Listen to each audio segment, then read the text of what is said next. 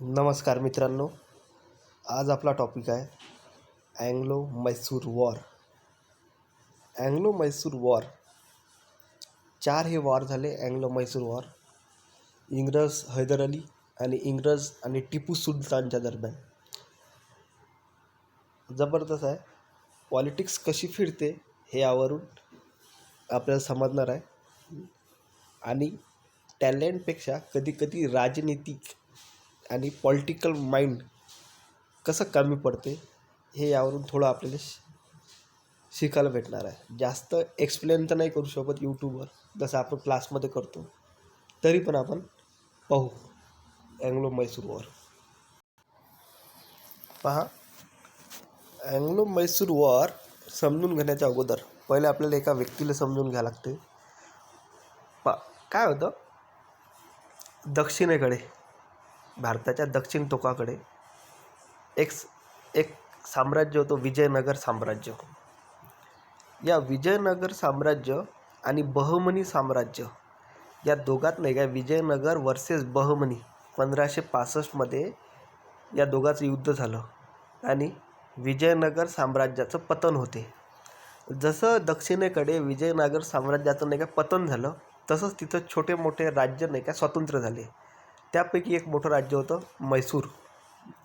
मैसूरवर नाही काय हे राज्य स्वतंत्र झालं आणि वडियार घराण्याची सत्ता आली. वडियार घराण्याचं बहमनी साम्राज्य आणि विजयनगर साम्राज्यात जे युद्ध झालं होतं ना, त्या युद्धाला म्हटलं जाते तालीकोटचं युद्ध. तालीकोट 1565मध्ये. आणि लक्षात घ्या, जो हिंदू घराण्याचं वडियार घराणं जे मैसूरवर सत्तेत आलं, त्या घराचा नाही काय, त्या घराण्याची स्थापना किंवा त्या घराचा राजा होता चिक्क कृष्णराज. इथं दिसत असं नाही, चिक्क कृष्णराज. या चिक्क कृष्णराजजवळ 2 व्यक्ती होते. एक होते नंदराज आणि देवराज.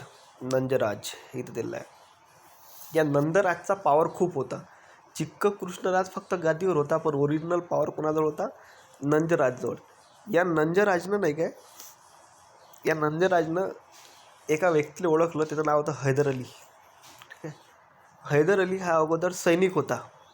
नंतर हैदर अली टॅलेंटच्या बेसवर स्वतःच्या समोर जात राहते. अचानक त्याचा जो गुरु होता नंजराज, ज्याला समोर आणलं, त्याला हा मारून टाकते आणि स्वतः नाही काय सुलतान बनतो.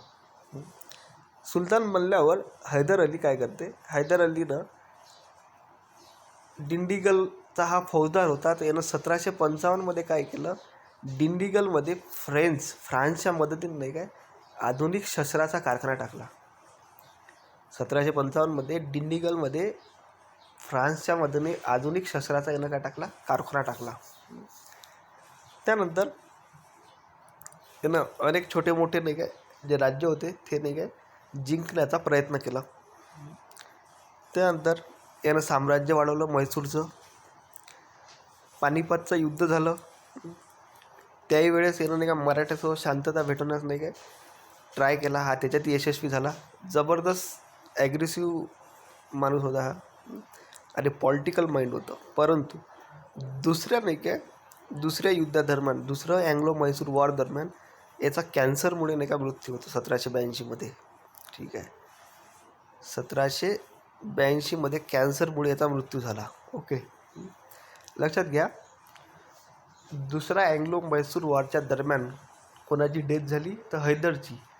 आणि चौथ्या अँग्लो मैसूर वॉरच्या दरम्यान याचा मुलगा टिपू सुलतान याचा मृत्यू होतो. तर पाहू आपण सगळ्यात पहिले एक अँग्लो मैसूर वॉर.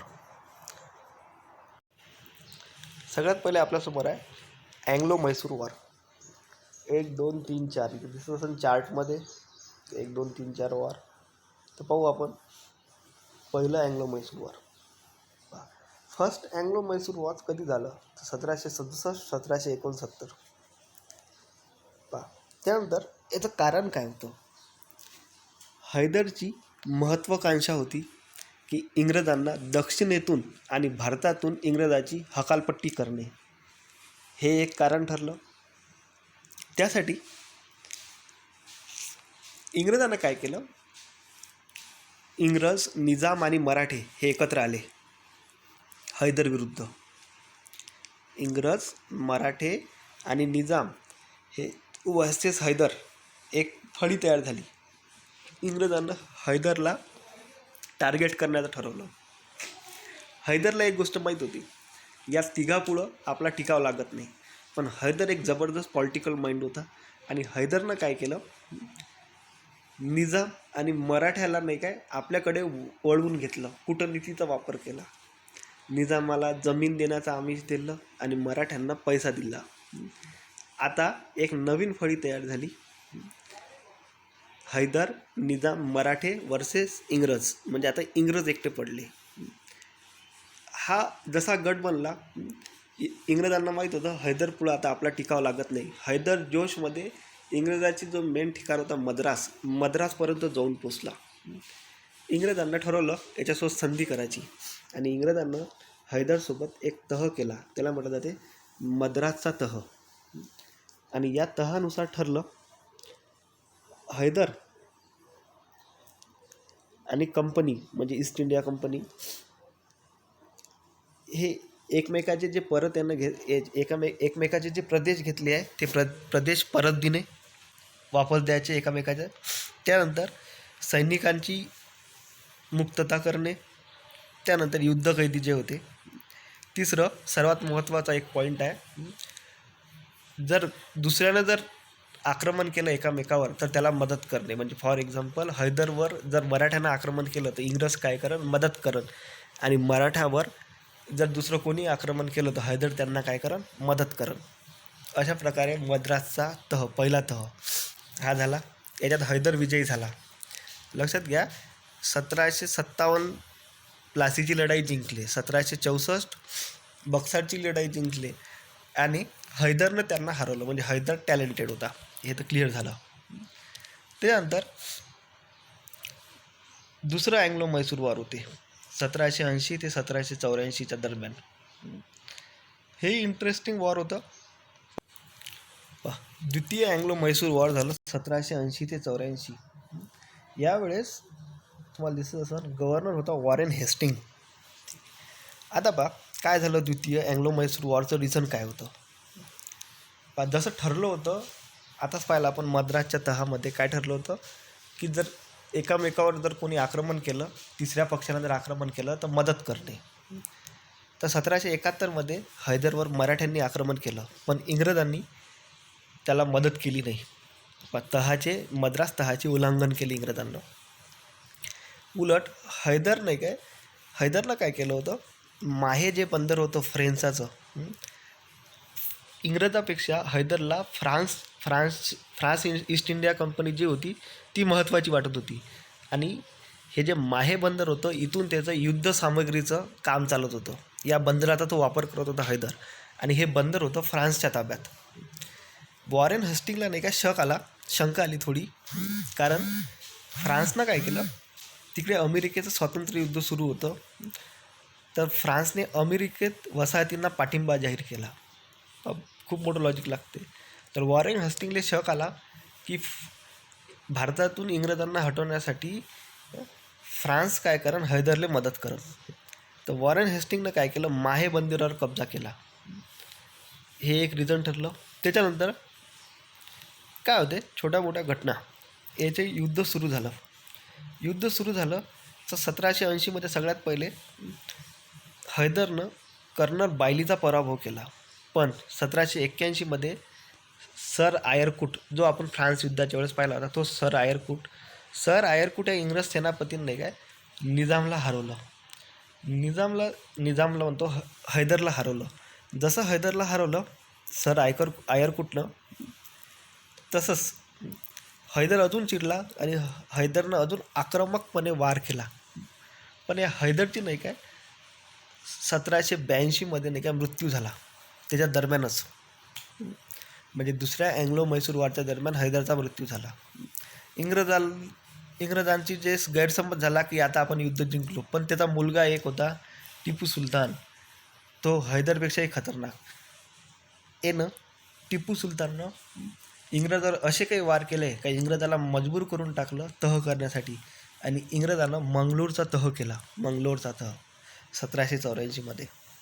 आणि परत त्याच्यात तेच ठरलं, एकमेकाचे प्रदेश वापस देणे, युद्ध कैद्यांना सोडणे, मंगलोरचा तह. ठीक आहे. त्यानंतर तिसरं अँग्लो म्हैसूर वॉर 1790 ते 1792. यावेळेस गव्हर्नर होता कॉर्नवॉलिस. पहा काय होते, बरोबर लक्ष द्या. आता टिपूनं काय केलं या काळात नाही काय, आपलं अंतर्गत बाजू नाही का मजबूत केली. आणि त्यानं आपले जे राजदूत होते ते तुर्कस्थानला पाठवले, तुर्कीकडे पाठवले कस्तुस्तुनियामध्ये, त्यानंतर फ्रान्सकडे पाठवले. आपले रिलेशन वाढवले, फॉरेन रिलेशन, इंग्रजाच्या विरोधात मदत करण्यासाठी. पण नाही काय, एक त्रावणकोरचा राजा होता, त्याच्यासोबत टिपू सुलतानचा नाही का वाद झाला 1790च्या दरम्यान. आणि टिपूनं कारवाई करण्यास ठरवलं त्रावणकोरच्या राजावर. याचा फायदा नाही का इंग्रजांना घेतला, आणि इंग्रज जे होते हे त्रावणकोरच्या राजाकडून त्याच्या समर्थनात गेले. त्रावणकोरच्या राजाकडून युद्धात उतरले. जसे इंग्रज उतरले, इंग्रजांना नाही काय निजाम, मराठे आणि त्रावणकोर हे तिघही जण, त्रावणकोरचा जो राजा होता, हे तिघे निजाम, मराठे, त्रावणकोरचा राजा, इंग्रज चौघं आणि टिपू एकटा, एवढं सैनिक टिपू विरुद्ध जमा झालं. आता इथं प्रॉब्लेम होता, टिपू शूर तर खूप होता, परंतु हैदरसारखं त्याचं पॉलिटिकल माइंड नव्हतं. म्हणजे हैदर जे ॲडजस्टमेंट करत होता प्रत्येक वेळेस, ते ॲडजस्टमेंटचं माइंड टिपूचं नव्हतं.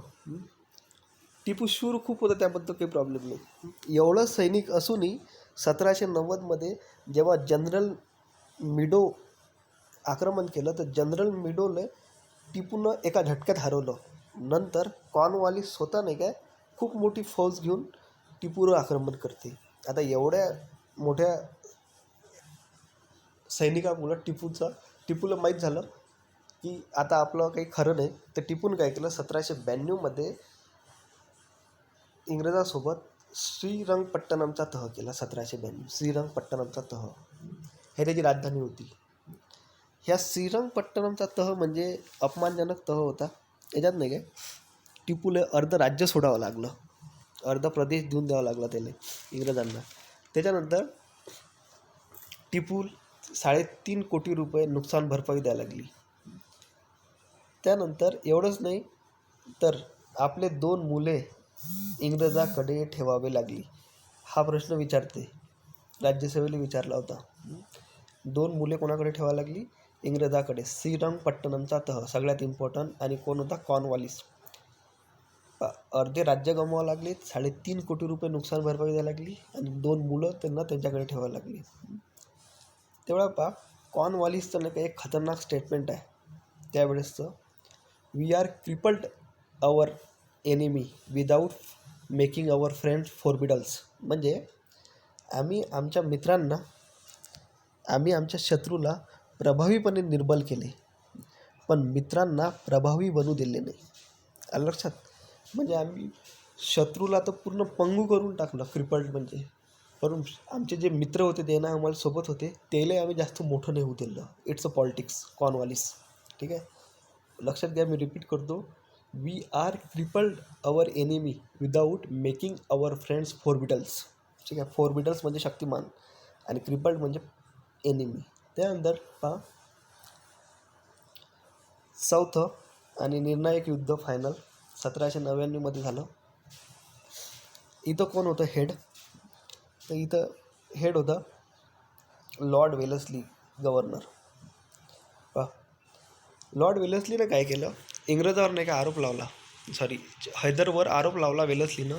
याचे नेपोलियनसोबत नाही काय संबंध आहे, आणि तुर्की फ्रान्ससोबत आणि नेपोलियनसोबत हा एकत्र येऊन इंग्रजावर आक्रमण करण्याचा प्रयत्न करते. त्याच्यानंतर टिपूनं तैनाती फौज नाकारली, आणि जशी तैनाती फौज नाकारली, लॉर्ड वेलेस्ली नाही का तैनाती फौजचा जनक कोण आहे? Lord Wellesley. जशी तैनाती फौज नाकारली, तसंच वेलेस्लीनं नाही काय टिपू सुलतानवर आक्रमण केलं. जसं आक्रमण केलं, आता टिपूजवळ काही उरलं नव्हतं, कारण त्यानं अर्ध राज्य सर्व काही गमावून बसला होता. शेवटी 1799मध्ये श्रीरंगपट्टणमजवळ 4 मे 1799 त्याचा नाही काय मृत्यू झाला टिपू सुलतानचा. लॉर्ड वेलेस्लीचा जो भाऊ होता ऑर्थर वेलेस्ली हाही या युद्धात नाही का सामील झाला होता. त्याच्यानंतर टिपूबद्दल काही गोष्टी म्हटल्या जाते. टिपू सुलतान त्याचं जे वडील होते ते कोण होते, हैदर अली, आणि दुसरं त्याची आईचं नाव होतं फातिमा. 1787मध्ये त्यानं स्वतःला नाही का बादशाह घोषित केलं. 1782मध्ये हैदर अलीचा मृत्यू झाला. टिपू सुलतान जबरदस्त प्रशासक होता. त्यानं नाही का श्रीरंगपट्टणम म्हणजे ट्री ऑफ लिबर्टी लावलं होतं, स्वातंत्र्याचा वृक्ष फ्रान्सकडून. फ्रान्स क्रांतीची जी घटना होती ट्री ऑफ लिबर्टी, फ्रान्सनं ट्री ऑफ लिबर्टी न्यूयॉर्कला दिलेलं आहे, न्यूयॉर्कमध्ये अमेरिकेला दिलेलं आहे. तर त्याची त्याचं झाड त्यानं श्रीरंगपट्टणममध्ये लावलं. आणि फ्रान्समधला जो क्लब होता जॅकोबियन क्लब, या जॅकोबियन क्लबचा तो नाही का सदस्य झाला होता. जबरदस्त प्रशासक होता टिपू सुलतान. त्याच्यानंतर टिपू नंतर म्हैसूर कोणाकडे गेलं, तर म्हैसूर गेलं वडियार घराणं जे होतं ना, आपण स्टार्टिंगला पाहिलं होतं, त्याचा एक वंशज होता कृष्णराज तिसरा, फक्त 5 वर्षाचा होता. 1831मध्ये काय गेलं यानं तो कृष्णराज तिसरा नाही काय तैनाती फौजचा स्वीकार केला. त्यानंतर 1831मध्ये लॉर्ड विल्यम बेंटिंगनं काय केलं, म्हैसूरचं प्रशासन नाही का आपल्या ताब्यात घेतलं. पण परत 1881मध्ये लॉर्ड रिपननं परत तिथं नाही का त्या राज्याच्या सुपूर्द केलं होतं, म्हणजे कृष्णराजच्या.